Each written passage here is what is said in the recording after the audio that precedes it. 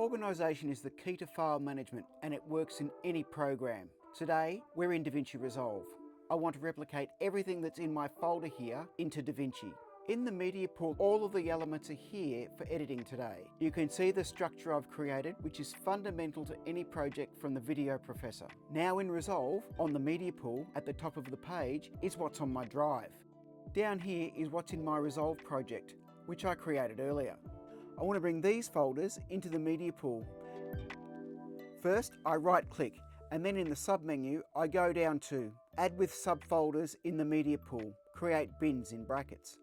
Just like magic, the structure from the Finder is replicated in Resolve. You can see they were shot over 3 days.